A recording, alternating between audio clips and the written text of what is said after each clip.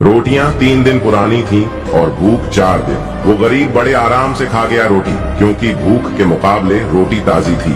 Number 2, घमंड भरी बातें करके किसी का दिल मत दुखाना, क्योंकि समय घमंड भी तोड़ देता है और किसी से बात करने के लायक भी नहीं छोड़ता है। नंबर 3, शेरों के साथ संगत बनाइए, कुत्तों के साथ बैठने से आप सिर्फ पीठ पीछे भौंकना ही सीखेंगे। नंबर 4, कोई आपकी खबर ना ले तो बुरा मत मानना दोस्तों, क्योंकि इस दुनिया में खबर लेने वाले लोग कम और खबर फैलाने वाले ज्यादा है। नंबर 5, जिंदगी में पैसा कमाना कोई बड़ी बात नहीं है दोस्त, मगर परिवार के साथ बैठकर हंसते हंसते खाना खाना बहुत बड़ी बात। एक बार एक राजमहल में काम वाली बाई का लड़का खेल रहा था।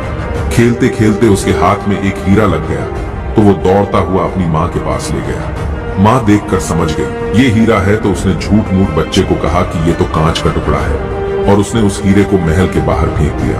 और थोड़ी देर बाद वो बाहर से हीरा उठाकर एक सोनार के पास ले गई। सोनार में भी यही कहा, ये तो कांच का टुकड़ा है, और उसने भी हीरे को बाहर फेंक दिया।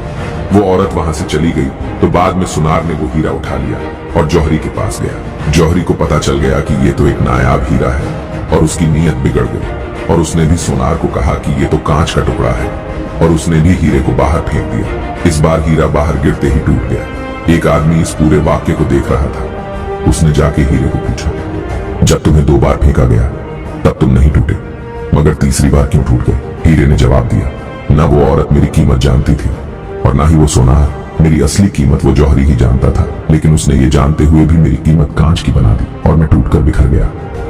निष्कर्ष, जब किसी इंसान की सही कीमत जानते हुए भी लोग उसे नाकारा कहते हैं तो वो भी हीरे की तरह टूट जाता है और कभी आगे नहीं बढ़ सकता है। अगर कोई व्यक्ति अपने हुनर को निखारते हुए आगे बढ़ने की कोशिश करता है तो उसका हौसला बढ़ाओ और उसको सपोर्ट करो, और ये न भी कर सको तो कम से कम हीरे को कांच बताकर तोड़ने का काम भी न करो। एक कमरे में 4 मोमबत्तियां थीं। एकांत पाकर आज वे एक दूसरे से दिल की बात कर रही थीं। पहली मोमबत्ती बोली, मैं शांति हूं, पर मुझे लगता है अब इस दुनिया को मेरी जरूरत नहीं है। हर तरफ आबाधाबी और लूट मार मची हुई है। मैं यहाँ अब और नहीं रह सकती।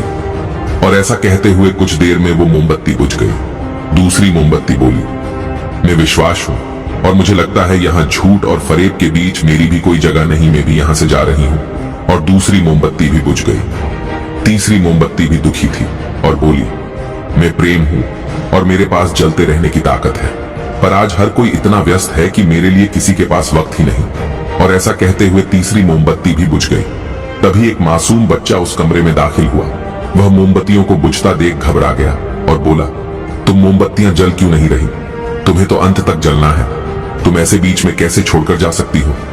तभी चौथी मोमबत्ती बोली, घबराओ नहीं, मैं आशा हूं, और जब तक मैं जल रही हूं तब तक हम इन्हें दोबारा जला सकते हैं। ये सुन बच्चे की आंखें चमक उठी और उसने आशा के बल पर शांति, प्रेम और विश्वास को फिर से प्रकाशित कर दिया। दोस्तों, जब कुछ बुरा होने लगे, चारों ओर अंधकार ही अंधकार दिखने लगे, अपने भी पराये लगने लगे, तो भी आशा मत छोड़िए, क्योंकि इसमें इतनी शक्ति है कि ये हर खोई हुई चीज आपको वापस दिला सकती है। इसलिए हमेशा अपनी आशा की मोमबत्ती को जलाए रखिए, क्योंकि ये अगर जलती रहेगी तो आप किसी भी मोमबत्ती